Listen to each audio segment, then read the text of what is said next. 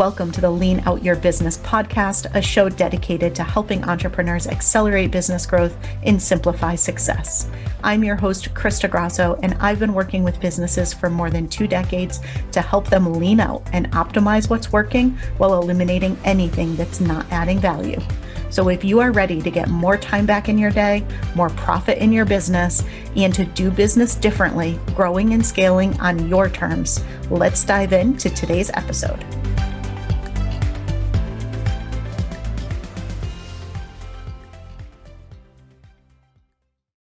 Hello, and welcome to another episode of the Lean Out Your Business podcast.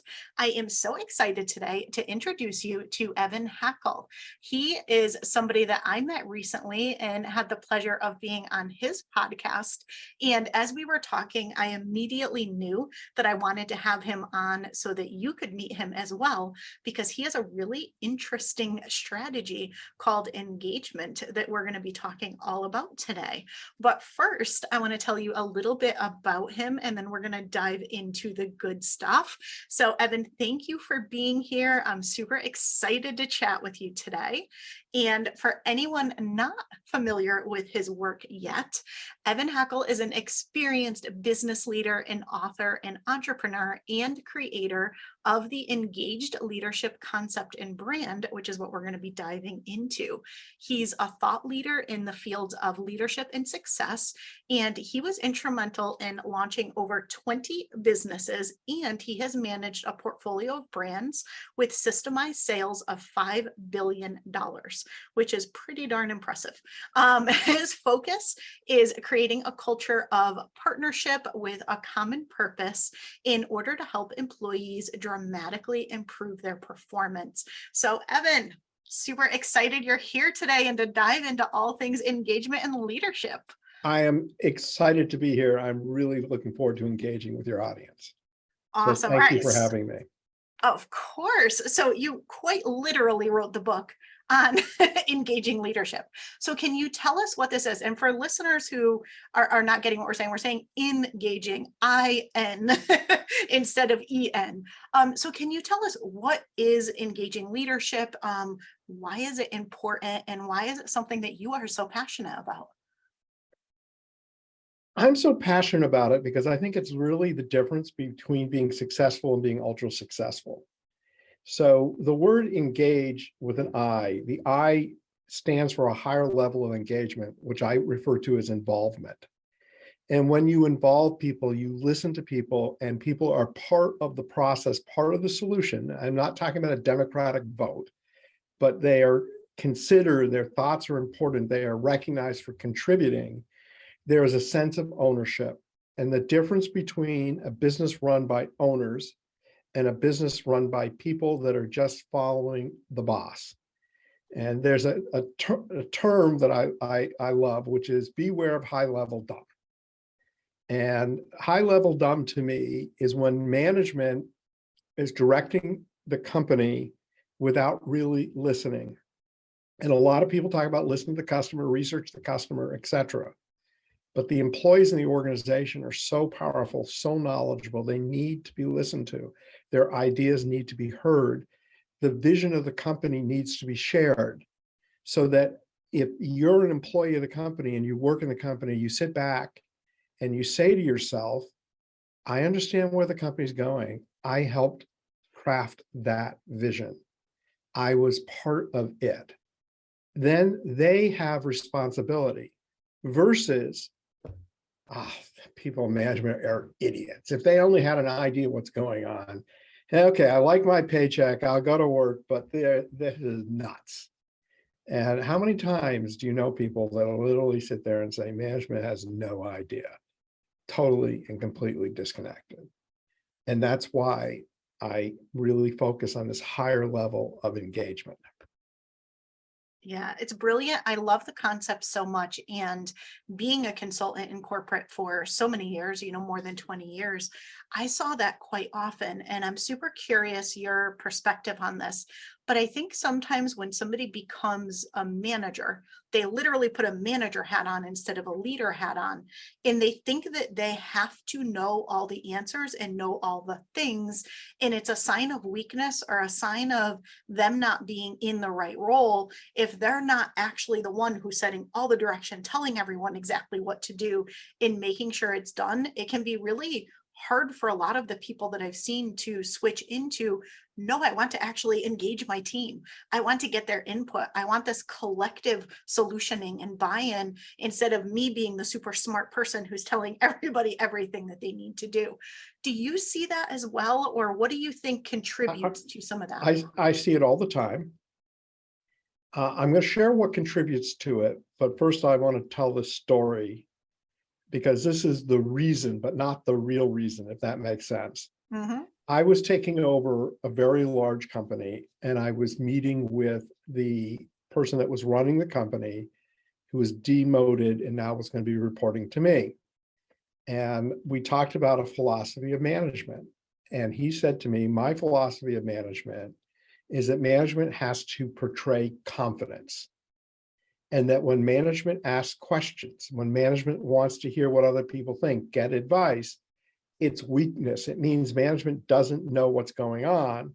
And consequently, they don't have trust. People like to follow people that are passionate, know what they want, know the direction they're going, and don't need anybody's advice.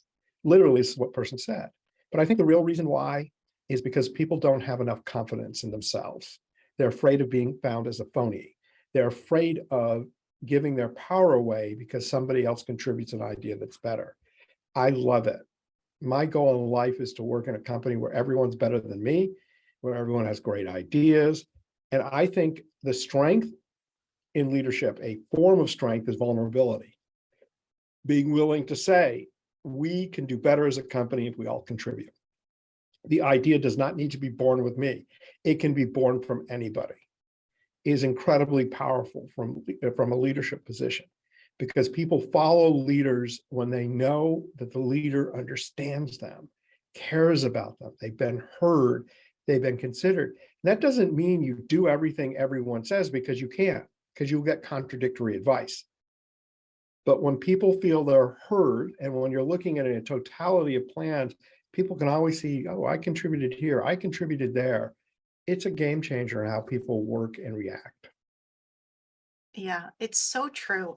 And, having been a part of a lot of teams, as well as having led a lot of teams over the years, total different scenario when you're just doing something because somebody tells you it needs to be done and you don't even quite understand why you're doing it or how what you're doing contributes to the vision or the success of the company, versus if you feel a part of the solution and you feel like in some way, shape, or form, you contributed to actually what decisions were made and what was getting done. Night and day difference from a buy-in and just like a fulfillment in your job perspective.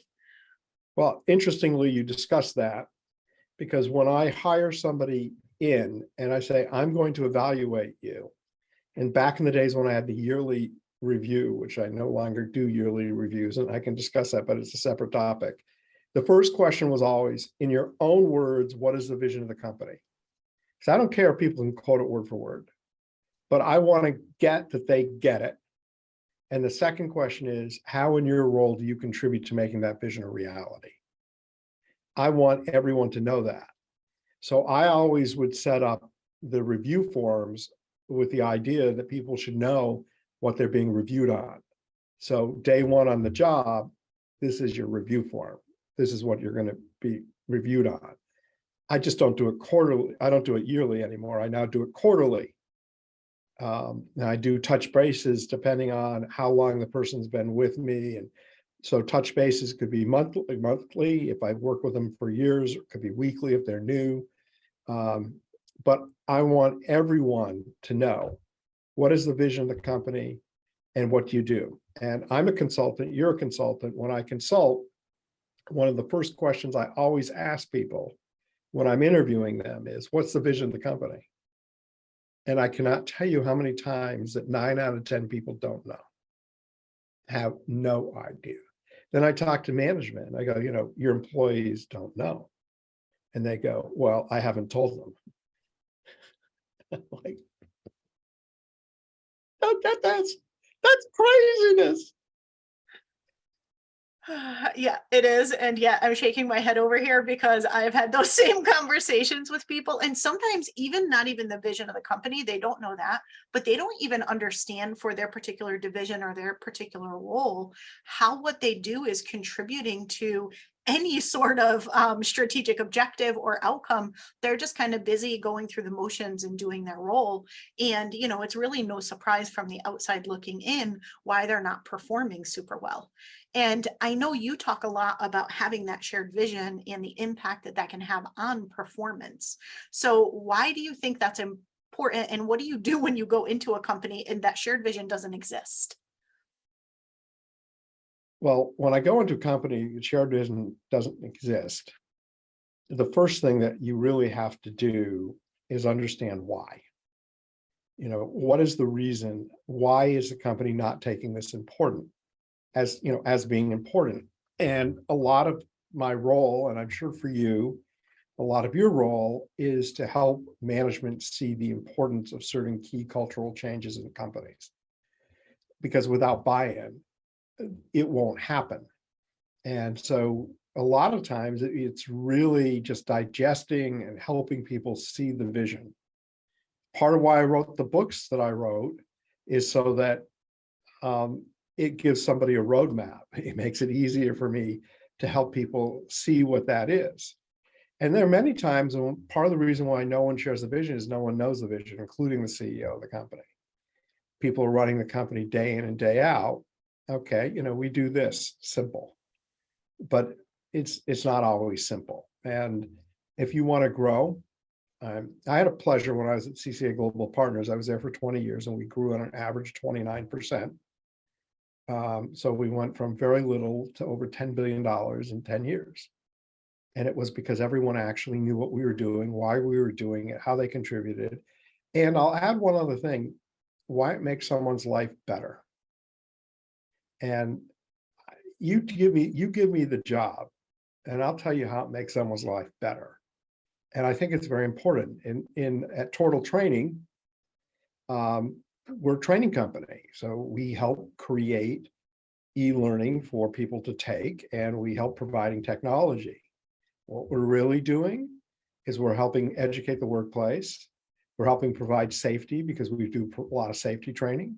We help people get better livings because we do training on how to sell. We give people more career advancement. We help people keep jobs. We help people get promoted. We help companies be more successful so they can hire more people. What we're doing is noble and in its purpose, it's powerful. If you're, if you work as a janitor, you're keeping people safe, you're keeping people clean, you're allowing people to go into a restroom and feel good and happy and go, wow, this place is nice. You can make someone's day. And I think when you connect what you do to the difference it makes in the world, so you just don't feel I'm here to wash toilets, I'm here to make a difference. I think it just makes a difference in everyone's life. And I can't tell you how many people I've asked and say, well, what you do makes a difference in life. Now, there are people that know if you ask a school teacher, they're going to tell you, right? Because they took that job for passion. A lot of people take jobs, to make a living. I mean, shocker. But when you can connect their mind by understanding the vision and where the company's going and correct their heart to understanding the passion of what you're doing is making the world better, wow, you have a person that's unstoppable. You have a company that's unstoppable. Yeah, absolutely. And when you take this and pull this down to a small business, so, a lot of the listeners are coaches or consultants and they have their own teams. And so how do you take these concepts of, people understanding how their work connects to something bigger as well as the vision of the company? Like, how do you make this really real for somebody who has their own team and their own business? Okay. I'm listening to your question. I'm hearing two, so I'm going to answer both. If you work in a bigger company, everything you do is a business unto itself. So, and I know that sounds odd. So we'll just take something. You're a salesperson, no direct reports, but you have tons of dotted lines. You have coworkers, you have managers, you have people that produce and deliver services. And in that role, you can talk to them. You can ask their opinion. How can I do my job better? What can the company do better? All of those things, you can enroll them in the little vision that you create, even though you have no direct reports. And it's amazing, in every company that you look at, there are people that are movers and shakers and doers, that their power does not derive from their title, but their influence. How well are they liked? How well are they supported? So you can just be absolutely a single contributor and implement the things I'm talking about. Now, if you're a solopreneur or you're running a small business, the concepts are still very strong. If you're running a small business, you still have employees, and sometimes you might forget to actually ever have a formal meeting or bring them involved in the process. And planning, and you can see this everywhere, and it's not takes a genius. If you don't have a business plan, you're just going to keep repeating what you're doing and what you're doing and what you're doing. You need a business plan. You need to have goals, and you need to involve everybody in that decision making. Now, let's just say, for the sake of argument, you're a solopreneur, okay? So you have your own little business, and so who do I enroll? Who do I get my support? Well, it becomes very interesting. Now it becomes your customer base, okay? Which, by the way, is a good thing to enroll anyhow. Good thing to ask your customers. How can I serve you better? Where do you recommend I take the company? Make your customers have a sense. Create an advisory council. Talk to your suppliers. Talk to people that do what you do, but maybe in different areas. And maybe you form some form of brainstorming or a mastermind group with them. But it's important to get feedback. It's important to be part of a bigger group, even if you're a solopreneur or you're a worker with no responsibility. And if I can, I want to answer the question you aren't asking me. Please go for it. When I give speeches and I talk about this and other topics, the number one question I get is, I love what you have to say, but how do I make change happen when I'm in a business where the CEO of the company is an authoritarian and is the opposite of everything you describe?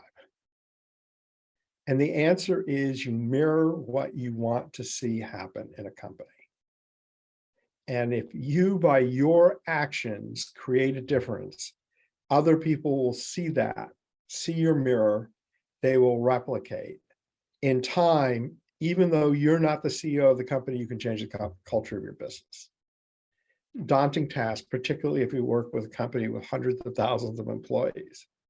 But I truly believe that a single person in an organization without power and authority, who exhibits powerful leadership skills, can make a massive difference and a massive shift in a company.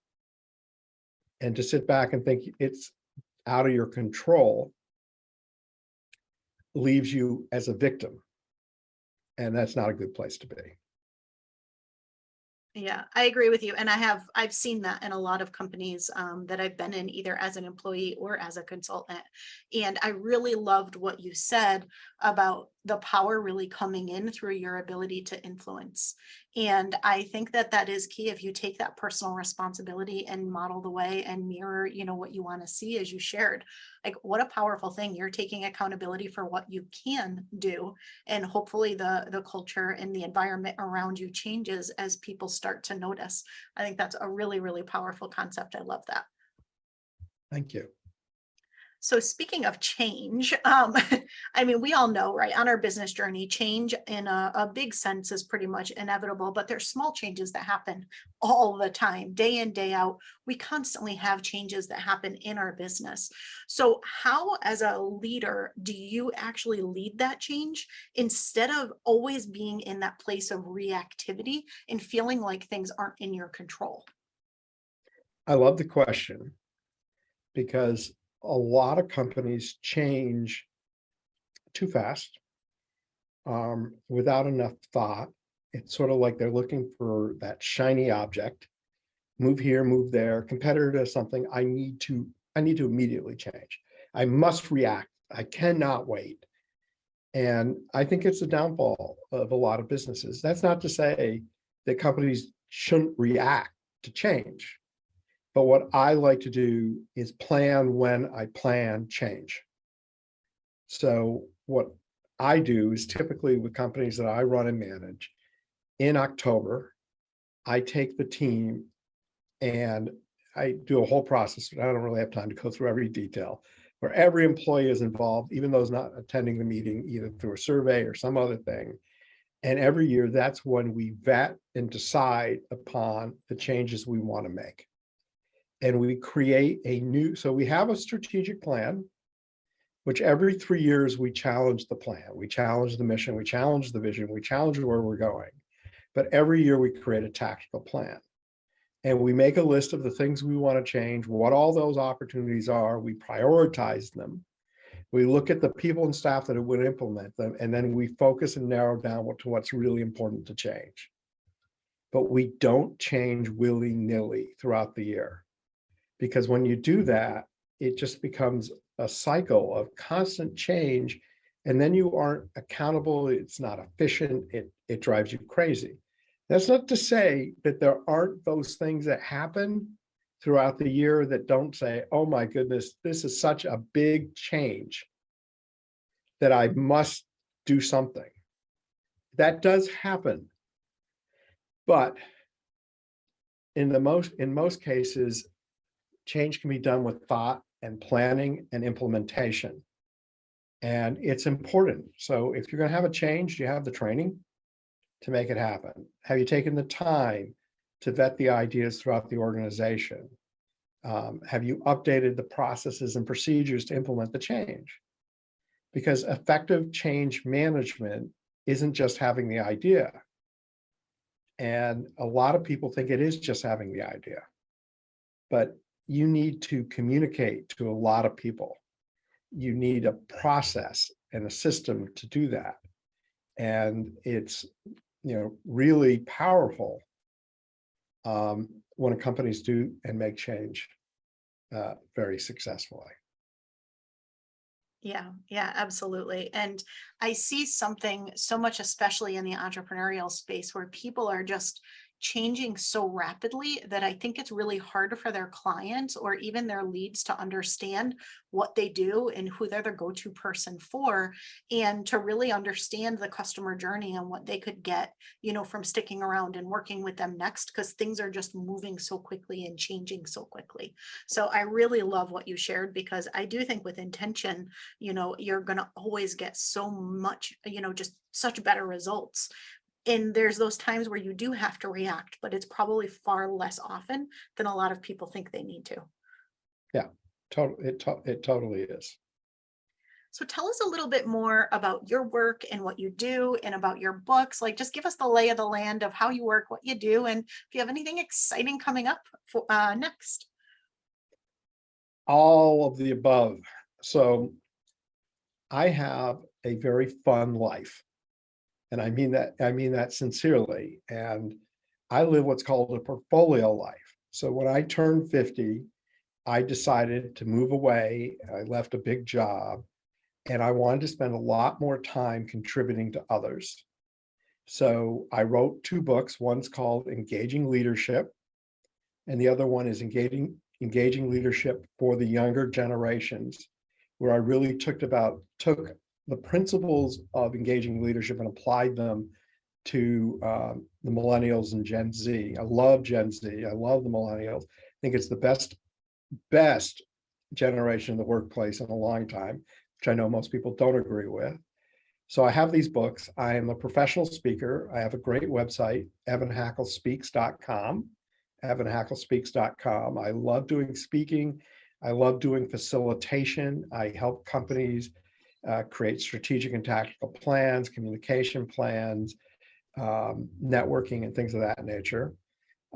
Focus a lot on the franchise space. I'm also still with Tortal Training, and I help Tortal Training bring in new customers, innovate, and be as great a training company as it can be. And for me, what's next is I'm building new businesses. So one of the things that I have learned in life is I don't need to daily operate any business. I need to inspire and grow people and grow businesses. So that enables me to dabble here and dabble there. So I'm in the midst of dabbling with a couple new businesses that I'm helping launch. And I love, love, love doing that.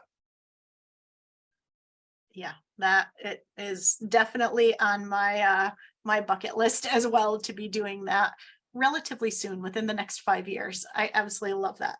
So tell us where we can find you. I know you shared your website. Where else, if people want to connect with you, what's the best way? I'm going to give the simplest way for people to reach me. Mm-hmm. My phone number is 781-820-7609. Again, 781-820-7609. My email address is ehackel, Hackel, at ingaged.net, spelled with an I, so ingage.net. I have a website, engage.net, as well as my speaker site. The thing about my speaker site that's really cool, if you don't want to hire me as a speaker and go, why in the world do I want to go to this man's speaker site? Is if you go to the heading articles, I have literally 40 or 50 podcasts, 100 articles on everything you can think of in terms of managing, whether it's hiring, recruiting, motivating, planning, advisory councils, etc. The other thing that's really cool is both of my books, I have leader guides you can download to facilitate conversations within companies, which are available there. And my books are available both in audio, Kindle, and in print form on Amazon. And I'm not sure if the audio is in other places, but the book is certainly available in other venues too. Excellent. All of those links will be down below in the show notes. So my final question, and I can't wait to hear what you have to say, is how in your business do you work smarter, not harder, and keep things lean? I love the question. So I would say the number one thing that I do is I plan my day out. I block time for special projects. I'm very diligent with email. I have a great email tool. I'll plug them SaneBox or SaneDesk. I think it's SaneBox. Really helps me organize my emails, saves me 10 hours a week. But because I'm planning out my day and I'm very focused on how I'm going to use my time, and I will block time just to think in my day, etc. It makes my day extremely effective. So that's how I'm able to be effective and lean. And I think the way I like to look at it is I own my day. I control my day. My day does not own me, and my day does not control me. Yes, to that. That feels like our mic drop moment. I love it. Evan, thanks so much. So much wealth of information shared today. I feel like we could talk for days and go so much deeper on all of this. So everyone, check out those links, go connect with Evan, and thank you again so much for being here. So I hope you got a ton of value out of this episode. We'll see you again next week.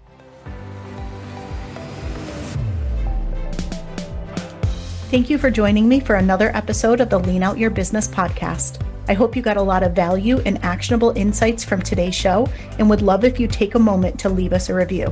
If you have any questions on today's episode or on how to lean out your business, join us over in our private Facebook community, where every week we do live training and Q&A, and I'd love to have you be part of the conversation. Head to leanoutmethod.com/group to join us. And before you go, be sure to subscribe to the show so you're the first to know when we release a new episode. We'll see you next week.